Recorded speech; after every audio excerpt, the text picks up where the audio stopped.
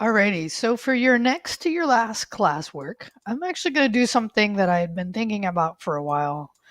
I believe it is in week 9 that we actually had you code up in Visual Basic a payroll program. So I thought, you know what? Since you've now gotten through HTML, CSS, and some JavaScript, it'd be fun to see that same code function done in the modern stack, right? So I'm going to do that this time. So, sorry. So you can do one of two things. You can either code along with me or you can take notes. Whichever one you want to do, it's fine with me. And if you change your mind in the middle of it, you'll have to submit the files because that's what I'll look for. So you get to choose one or the other path. And you might go, well, wait a minute. What if I want to do it the other way? Well, just watch a little bit of this and see how much you want to do. Okay, so in week not when I had you do the web page, I suggested at that point you install a editor, and if you did, I'd recommend you do this with that editor. If you didn't and you want to work along, then go to Visual Studio Code, and it's called VS Code. What's great about this is it's a wonderful program that works on all major OSs, right? So in this case, because I'm working on my Chromebook and I'm running it in my Linux, it thinks this is Linux, but for you, it'll be whatever OS you're on. Okay, so once you get that installed, and I'm going to go ahead and start mine. And actually, even before I get in there, I'm going to show you what the end result will look like. So in this case, we'll enter, right? So this is the program in an HTML form, in an HTML document with some minor CSS. I'm going to say 41 hours because I also fixed the overtime. I'm going to say $10 an hour. So in this case, it calculates, right? And it just gives you a nice little message in the bottom.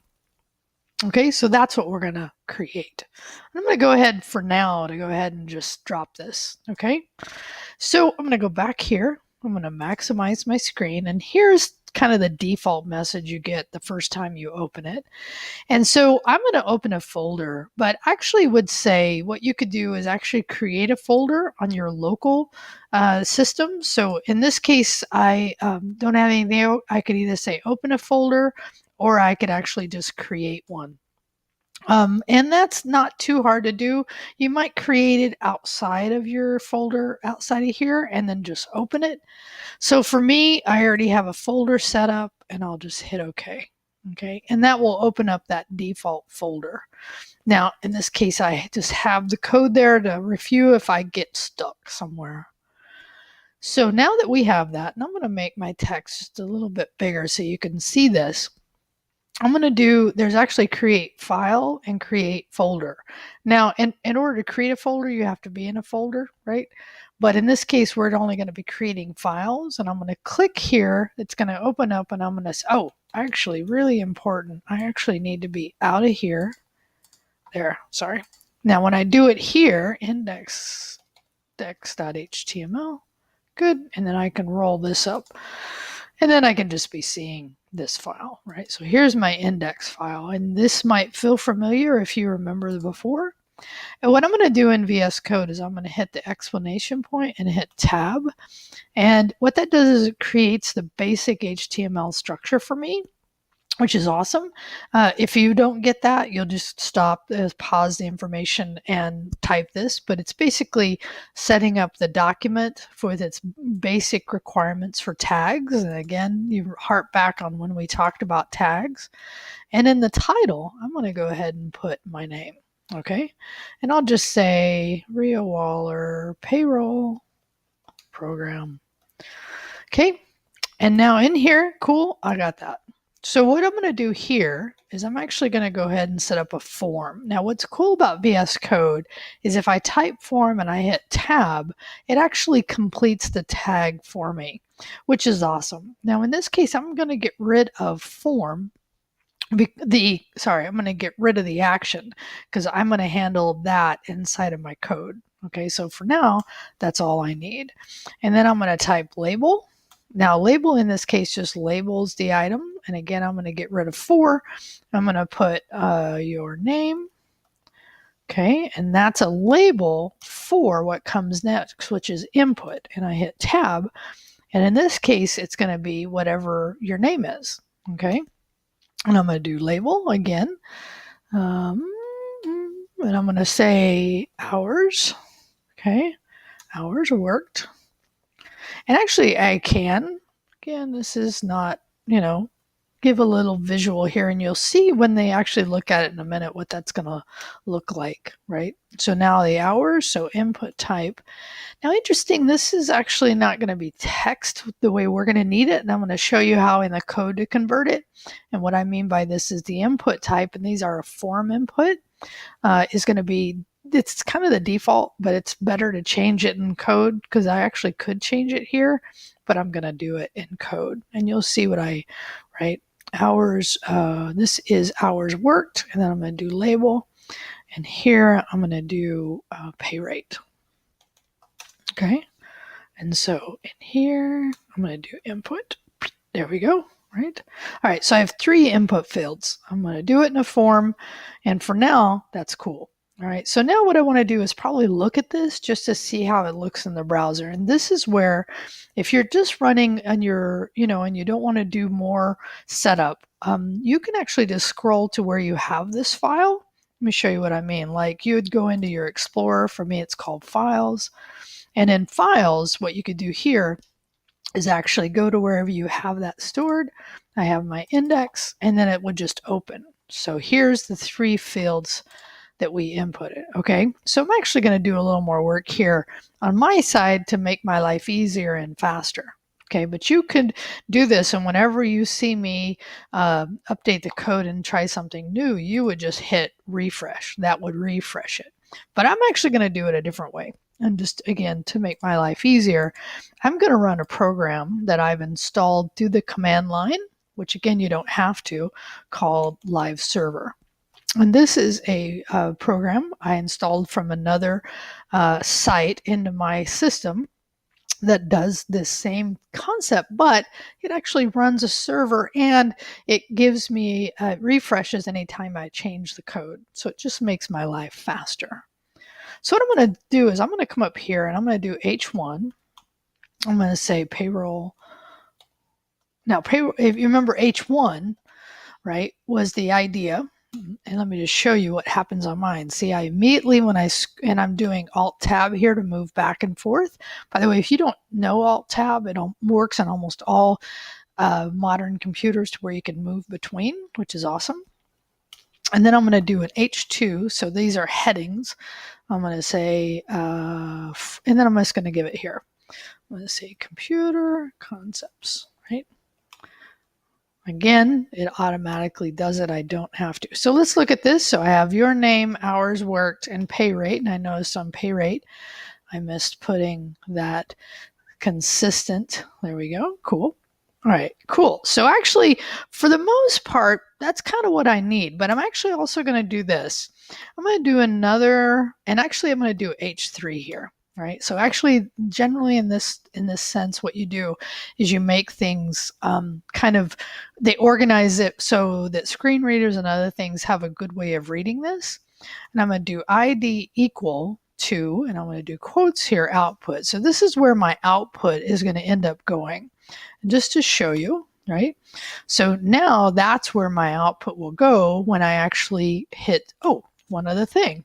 Up here, I forgot. Glad I did this, because I'm going to do a button, right? And on that button, it's going to be called submit, because the user has to be able to submit something, okay?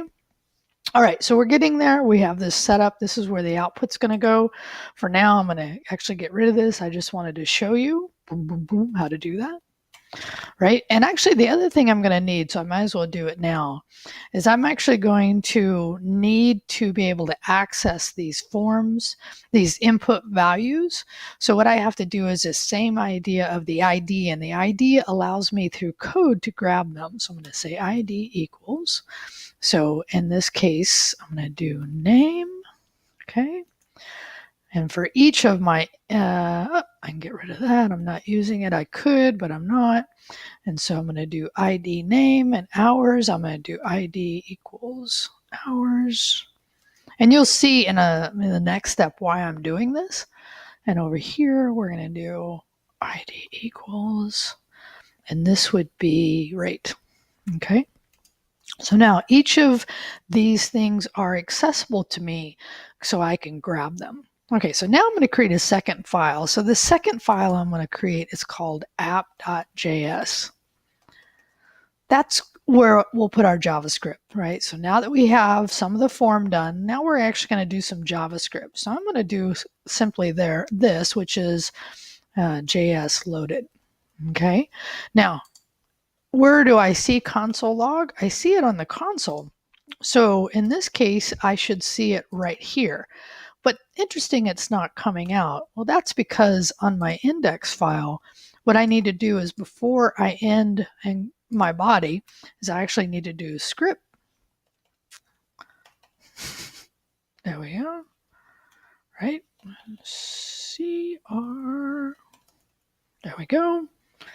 And then this is where the code editor definitely can come in and help you, because it's going to do, again, this is the code editor trying to make your life easier. So if I refresh it here, right? So then I see JS loaded. Cool, right? So I'm getting there. And so now that I know that's loaded, now what do I want to do? Well, the first thing I'm going to do is I'm going to set up a constant, right? So a constant is just not going to change. You learned var, and actually they taught you constant as well in Codecademy. So I'm going to say form is going to be equal to document. And document is this is actually the document right here. Okay, dot query selector.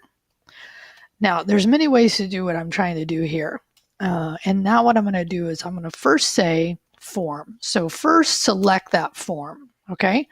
And then I'm going to say input name. And then in this case, it's going to be document query selector.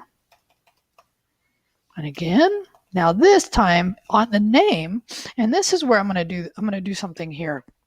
I'm actually going to use this to view both of my, and I'm going to drop this in order to make my life a little more easy so that, and this is where sometimes my Linux box on my Chrome makes it a little harder to grab that. So let me actually just drop that just a little bit. I think you should still be able to see it.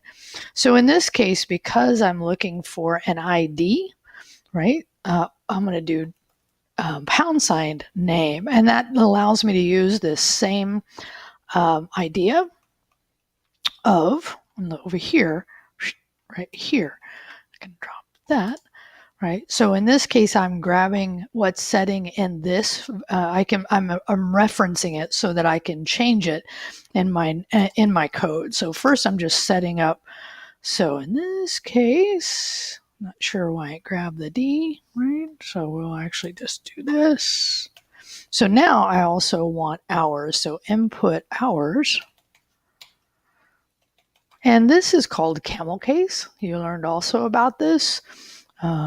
So in this case, camel case is the way we name things when you have more than one word.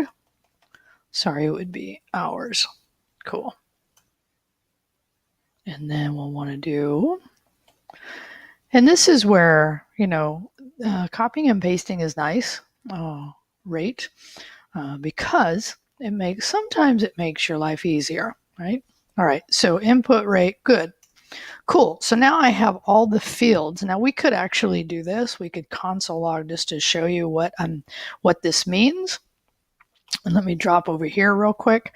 So by doing these variables that point to parts of the document, and we call this the DOM, then I actually have access to that, right? So then I actually, in this case, form, I have access to all these things that are in that form, or in that form itself, okay? So that's great. And so now not only do I have the form, but I have the individual fields. Cool. So because now what I want to do is I'm going to do an event. An event means, right, so when you click on something, there's many different events in the browser, but in this case, when I click on submit, I want something to happen, right? So I'm actually going to do this. I'm going to do form.add event listener, okay? This seems like a long, like, why do we have to do that? All we're saying is on this form, listen for something. And what am I going to listen for? I'm going to listen for submit, okay? And then what I'm going to do here, right? And for now, I'm just going to do this. Sorry. I'm going to do a comma, and I'm going to do an open parentheses E. And this whole thing is also wrapped up together. And what I'm going to do here is I'm going to run some code when it's clicked on. And so just for now, I'm going to do console.log E. Now, E is the event, right? So, and let me show you what it is rather than to try to talk about it. And so here, right, I'm going to hit submit. Oh, very good. I forgot something. So actually what happens is when normally you hit submit, default browser behavior is that it goes to a new page.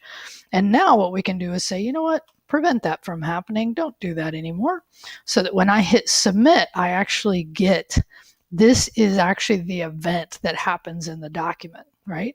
And this is great because I'm not going to necessarily use that event because there's other ways I'm going to grab it, but I just want you to see when you click on something, I could have this be anything, right?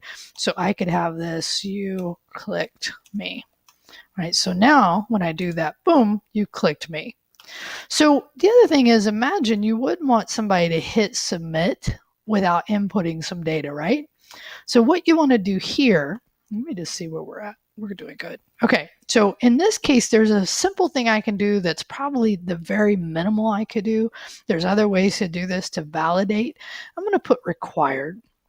And all I'm doing is adding an attribute on my input fields, required. And I'll show you why. Now, again, this is like minimal. There's actually other ways because we're doing this on the client side. And if you were to take server side, which I'm actually teaching, then you learn how to actually look when it's submitted to make sure you're getting good data. So what does this do? What's great about this is it just gives us a message that won't let anything be submitted until somebody puts in some data. Okay, so that's great. And that just is a nice beginning level. We call this validation, user validation. So what I could do as well here is I actually could show you by looking at these constants that I set up, which is why I did this. I'm not going to do that. I'm going to do input name.value. Okay, so if I did that, and then I came over here and I put my name here and I said 10, 10, boom. Now you can see that I'm grabbing the value in here. And that's awesome. That's what I need to do, right? So in order to use that locally, then what I'd do is I'd set up, and by the way, in this case, I'd say constant name equals, and in this case, all I'd have to do is say input value, right? Because in this case, it's text value. That's cool. So constant hours would be equal to input dot hours. Ooh. If I slow down, it'll actually make my life easier. And then I could say constant rate would be equal to input rate dot value. Okay, so the one thing, and I said this before, is these actually need to be number value, numeric, right? But what happens is because of the way that we've done it, where we've said it's type text, and again, I could have changed this to number, but it doesn't do exactly what I need to do. And here what I would do is I do parse int.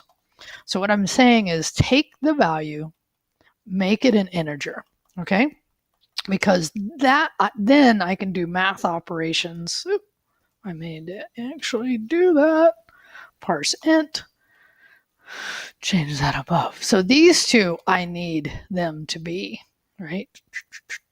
I need these to be actual numbers. And so now that I've done that, cool. I'm actually now getting closer. I actually have the values. I've converted them into the type that I want. This one's string values, so I don't have to convert that. And now what I'm going to write is I'm going to write my function, right? So I'm actually going to end up in a second. I'm going to say, actually, let's just go ahead and write it. Okay, so I'm going to say constant calc pay is going to be equal to, right? And then in this case, I'm going to pass it some values. I'm going to run some code. Cool. So in this case, I'm going to pass it what? I'm going to pass it hours and rate. Okay. So now up here, and this is, if you remember back when I did this in VB, it was this similar kind of thing. So I'm going to say constant pay is going to be equal to, and in this case, I'm going to call calc pay. I'm going to pass it. Now, what am I going to pass it? It's going to be referenced here as hours, but in this code block, this scope, which is something you learned about, right? It is actually called, actually it is called hours and rate. I could have named it something else. Probably not a great example, but that's okay, right? So now what happens is pay is going to end up being stored here after I do the calculation. And I'll show you that because I'll return it. I'm going to now say if hours is greater than 40, right? Because that's the idea of overtime, what I missed last time. Then I would say, and actually let me do this. I'm going to say let, I can say constant pay is going to be equal to 0 to start.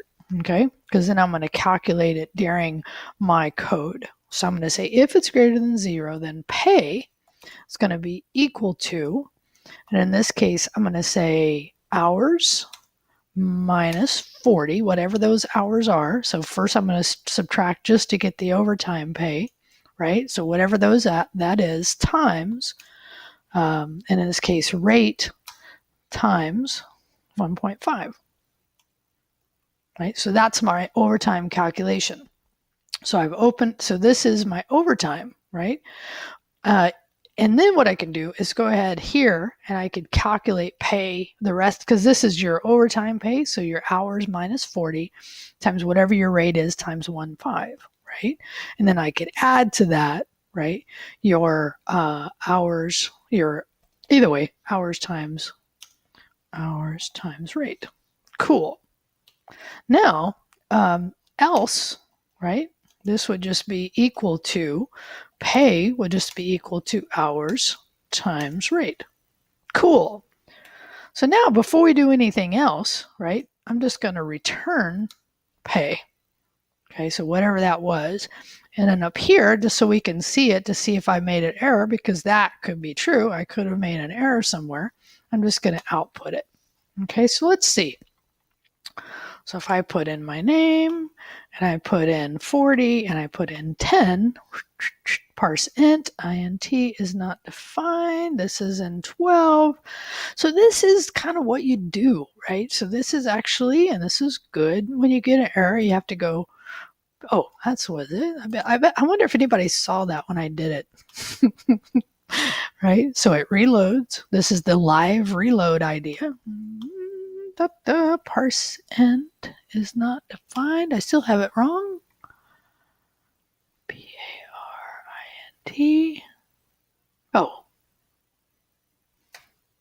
Had it wrong on both of them.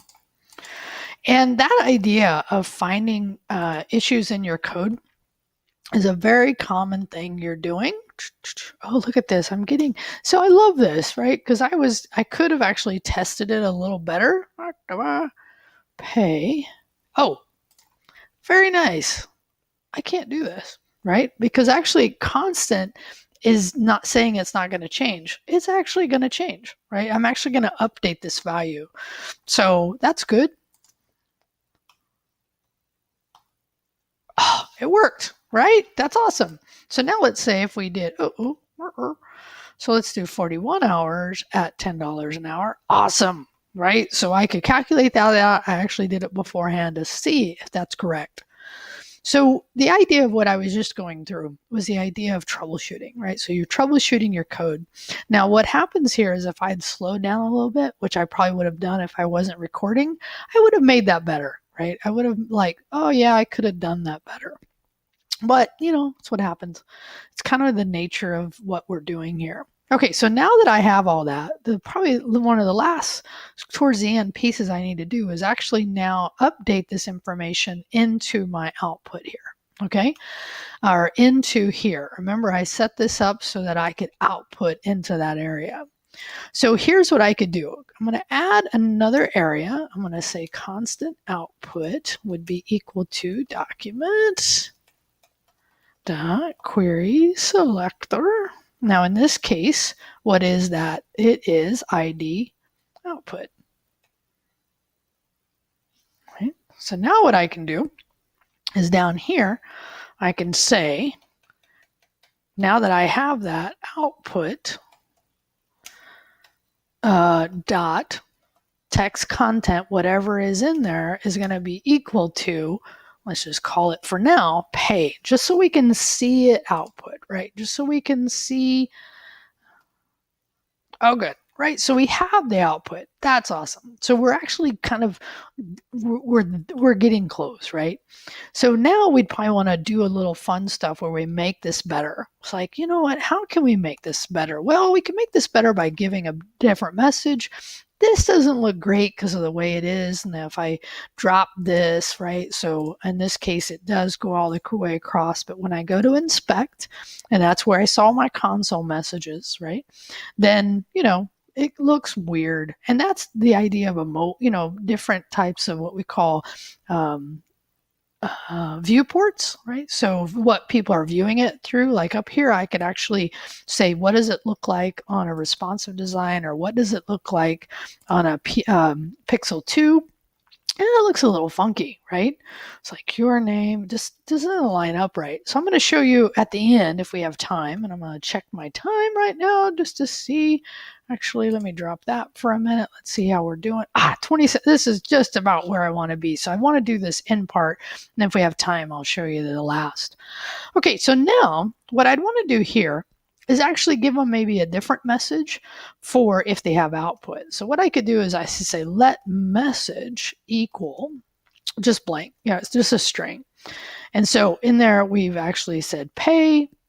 And so what I could do here is not just calculate pay, but I could say message now is going to be equal to like a string. And we call these template strings, right? We could say you earned overtime pay. You earned overtime pay, right? And so in this case, we could actually, because I'm going to end up injecting the name because the name is in this block, so I can't use it here unless I passed it. So that'd be the other way I could do it is where I called hours and rate, right? I could actually pass name, or I could use it when I get back into this code. Because remember, code is run in the sequential line by line. So in this case, hour, and then I'm going to say you earned overtime pay, and then I'm going to say of, and then I'm going to use this little $ bracket, and I'm going to say pay. And so this places in this output, in this string now, that value of pay. Okay, so then what I'm going to do is do the same thing down here where I'm going to do message. So in this case, I'm going to say you earned pay of, and again, placing that pay output. Oh, now in this case, I'll show you what I made a mistake is real quick, is actually use not the backticks. So when you're using the backticks to do your strings, and I'm trying to remember, I think Code Academy covered this, but I'm not using single quotes. I'm actually using the backticks here in order to inject that template, because we just call this template strings. But anyway, you can actually just use single quotes, but then you just have to do a little more work to place that message in this together, concatenating, we call it. So now, actually what I could do here is instead of returning message pay, I could return message, right? And then in here, I could say, by doing this again, now I could say, and put in name, right? And then I could put message. That's awesome, right? And actually I got to end, right? So did you notice right here, before I had put that, what happens is this breaks the code, right? So, and you can see this by the way the code works, right? And I'm guessing you all noticed this when you were coding up in Code Academy, this concept, right? Cool. Let's go look at our output, see what it looks like, right? Rio. So let's do 41 and let's do 40. Oh, good. We have an error. Let me go look at it. And I say that because that's reality. Message is not defined. Let's go look. Message. Oh, da ba da ba. Very nice. So here, what I did is when I called calc pay, right, I return pay. So in order to get that done, I would actually have to say pay here, right? Now, there's probably a much better message I could do that actually represents more of what's happening, right? Oh, yeah, we could actually talk about what happens. Cool. And then if I come back up here, I could refresh it and I could do 41 and I could do 10 hour. Oh, good, right? So it works. It looks good. So that's awesome. So if I do 40, so cool.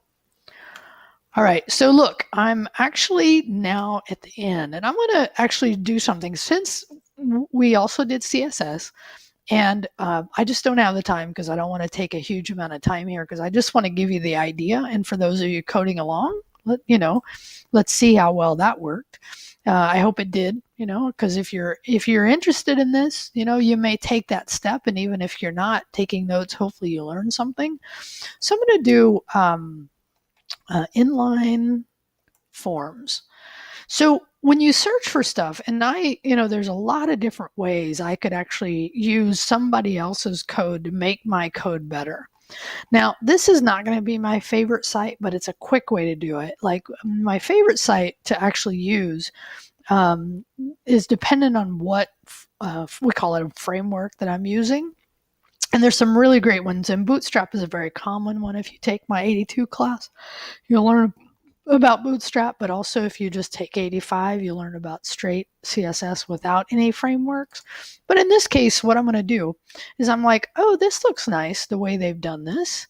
So look at this. Here's a form, and only thing I see I would need is this class input.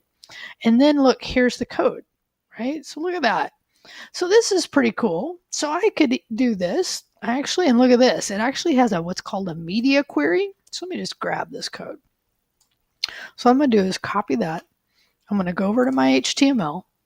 And again, we could either put this in an external file, right? Or I'm actually just going to do this, where I'm going to say script, right? There. Oh, wait a minute. What did I miss here? Oh, actually, my bad. So actually, it's not script, it's style. Very nice. Okay, so all I did there is I created a tag for style. Then I inputted my style into here. And again, I could have created a separate file, but I decided not to. So did this change my output? It doesn't look like it. And the reason is this is looking for a class on the form called inline. Remember this over here, right? So on the HTML, there was a class. And here's the deal. When you're using somebody else's code, you really need to take the time to understand the way they've done things. I'm actually, because I had looked at this before, see what they were doing. And all I know I need to add is class equal to inline on my form. So right here, I'm going to do and show you then what happens. Let's see if it worked. Oh yeah, look at that. Now the other thing about this is that look at what it does. This is really the cool thing is just by adding that through the media queries, then what happens is, right, it looks good on any device, or at least, and again, I would need to do more testing if I was really working in the real world here, right? Cool. Okay, the last thing I'm going to do with you is that notice this when you hit submit, these fill values are still populated. So probably not the way we'd want it. So one thing we can do is once we output the message, and by the way, I should change that file name, but okay, I'm not going to. I'm going to say input name dot value after I finish is going to be equal to nothing, and then I'm going to say input hours dot value is equal to nothing, and then I'm going to say input rate dot value equal to nothing, empty string. Now why am I doing that? I'm doing that so that when I do 41, good, so then it clears those. Okay, so I know that was quick. How was that? It was fun to do for me to show you. I actually coded that up this morning. Here's the styles that we use from somebody else. The great thing is it's documented, so we can go through there and look at it and figure out what we might want to change about that.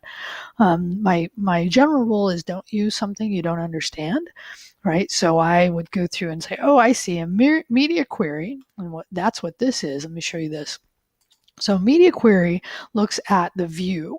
So what it says is that if it's 800 pixels or less, right? And this is where I change my size. Let me do it this way.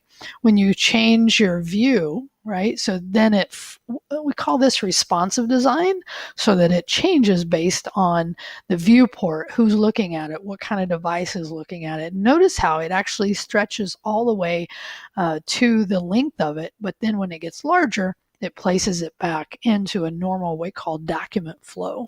Okay, so you learned some of this you didn't when you actually did your Code Academy. But I'm curious. I know I went through this pretty quick, but I want you, if you did the, and I show you in here, if you did the code along, you have 2 files. You're just going to upload those. Matter of fact, I made sure this worked. So I went to my drive, and you can do the same thing where you drag them up there. I went into my this semester directory, and then into the shared with Rio, right? And then I added the index, the app, and then the index in here. Now, once you have them up there, you don't really change them. So if you change it, you'd need to re-upload it again, right? And in that case, all you'd need to do in your classwork is just give me a link to these files, right? So remember how you, right, open in a new window, cool. And so you give me a link to that file, and then what I'll do is look at your code. But if you took notes, that's fine as well. And then just make sure either way, because I am going to give a few points for this, is you give me feedback, right? So how was this? Do you feel like you learned anything? Did you get an idea about how web development works? Anyway, let me know either way. Have a great one. Talk to you soon.